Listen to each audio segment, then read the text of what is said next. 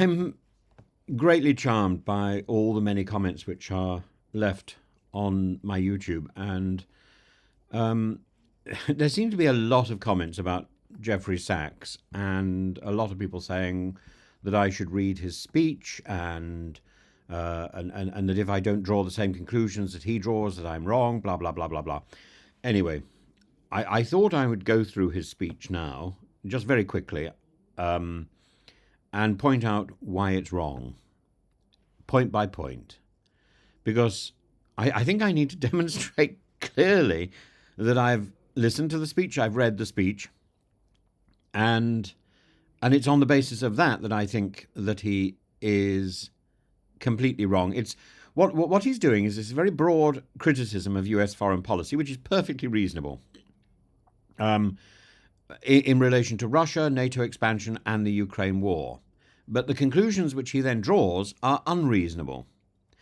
So his points about American interventionism, unilateralism, they merit discussion.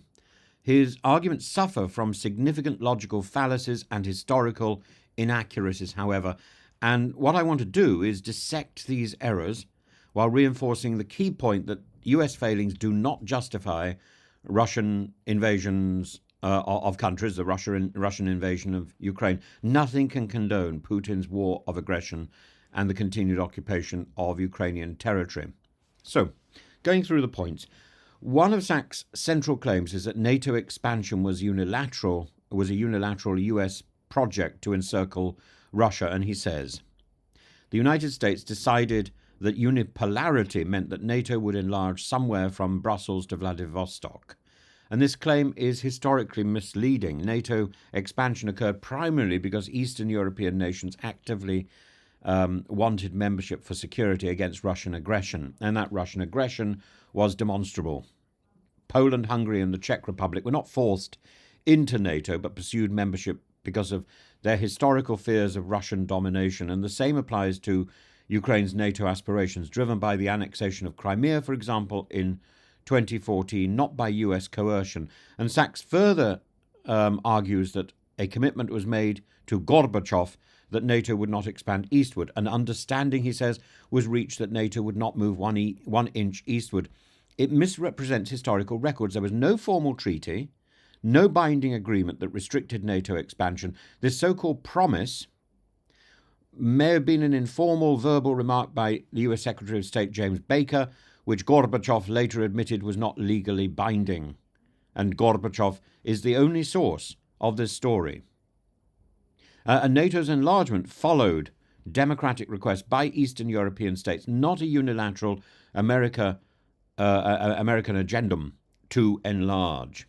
That's the first point. The second point, the false equivalence between US wars and Russia's invasion. Sachs repeatedly suggests that US military interventions like, for example, Iraq, Libya, and Syria are morally equivalent to Russia's invasion of Ukraine. He says there are wars that the United States has led and caused, and this has been true for more than 30 years now. He is right. While US foreign policy has had its failures, particularly the Iraq War, there's a crucial distinction. The US didn't annex Iraq or attempt to erase its sovereignty. Russia, by contrast, seeks to dismantle Ukraine as an independent state, as made clear by Putin's rhetoric denying Ukraine's legitimacy as a nation. And the principle of sovereignty means that Ukraine has the right to defend itself, regardless of US foreign policy failures. More than that, the argument that, the US did so much damage in the past, therefore Russia can continue to do that damage now, again, is false. We learn from the past. The UN and these huge international organizations, NATO, regularly have debriefing sessions where they go back over the old conflicts and work out what could be done better. What were the mistakes? And Russia is involved, or has been involved, in those discussions. So to say, America did this in Iraq, or America did this here, or America did this there, or NATO did this here or there, doesn't justify someone doing this now. Now we are better. We are more mature. We've learned. We've had these accidents and these errors, and we've learned from them, or we should have done. Sachs claims that the 2014 Maidan Revolution was an US orchestrated coup. This is something that the Putin propaganda has been putting out. The United States, he says, worked actively to overthrow Yanukovych. It's a common Kremlin talking point, but it lacks evidence. Viktor Yanukovych fled Ukraine after ordering his security forces to fire on protesters. The revolution was a mass democratic uprising against corruption and autocracy. And while the US may have provided support for Ukrainian civil society, the claim that the Maidan movement was engineered by Washington is an oversimplification that removes agency from the Ukrainian people. All of these stories which are being put out by Sachs, by Putin's Kremlin, all of these stories are suggesting that Ukrainians are poodles or mice, being pushed one way or another, first by America and now by Russia. It's not true. Ukrainians have their own identity and their own initiative. And Sachs is a twit if he thinks that Ukraine is simply a pawn on the chessboard. Sachs also claims that Russia had no territorial ambitions before 2014. There were no Russian demands for Crimea or for the Donbass, nothing like that at all. Absolute codswallop. It's demonstrably true. Putin's speech in 2005, where he called for the dissolution of the Soviet Union, the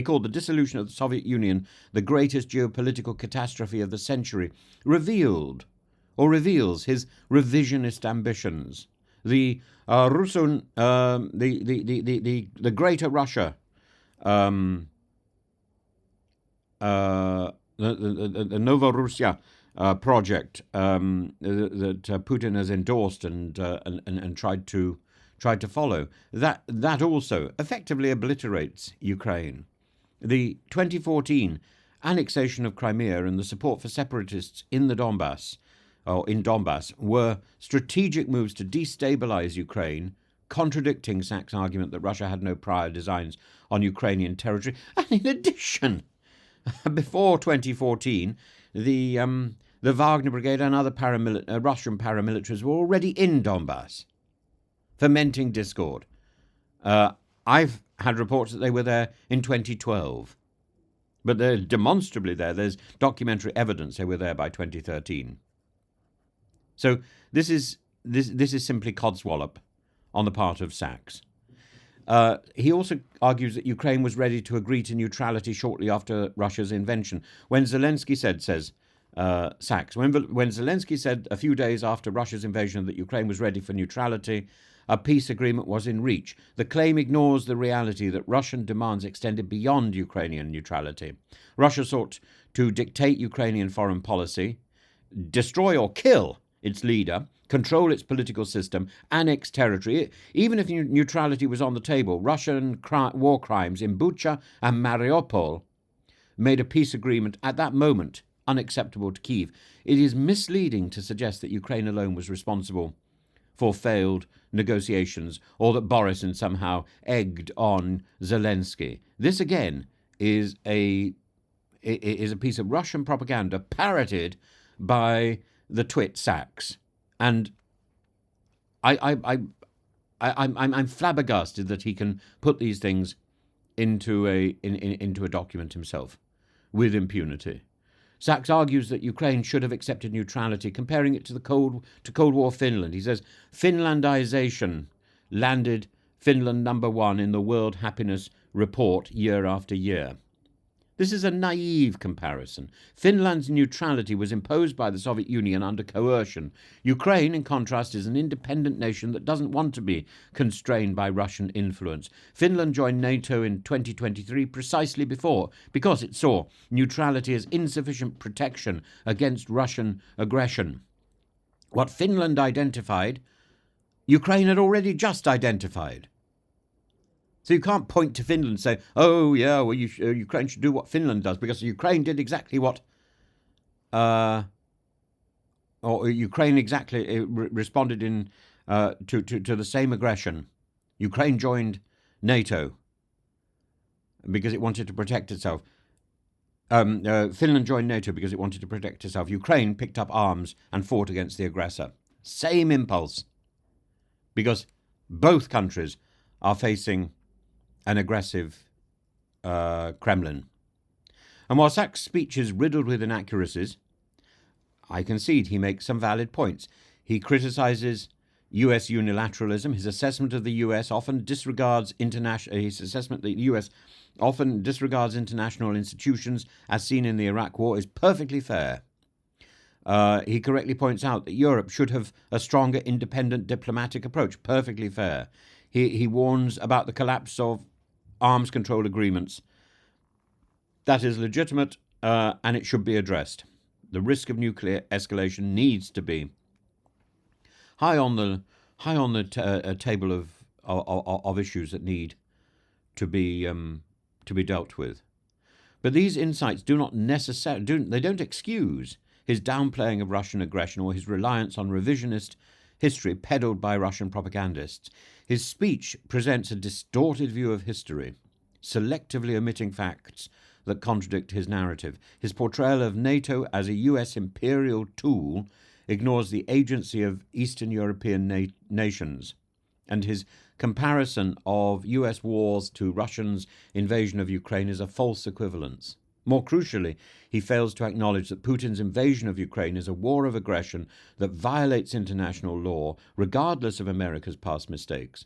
And while the West is not blameless in global conflicts, nothing justifies Russia's actions. Sachs' argument ultimately falters because it substitutes nuance for oversimplification. It paints an inaccurate and misleading picture of a globally sensitive reality. The world needs serious analysis, not revisionist apologetics for an authoritarian aggressor from a fool, and who peddles the propaganda that the aggressor nation has constructed. We need people to be debating this subject. But simply because there's one speech out there doesn't mean we shouldn't have another, and doesn't mean that we shouldn't analyze that speech and criticize it.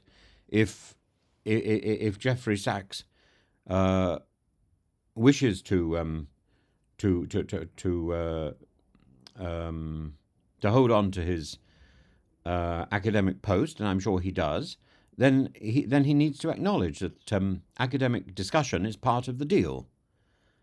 And it's not an academic fiat, it's an academic paper.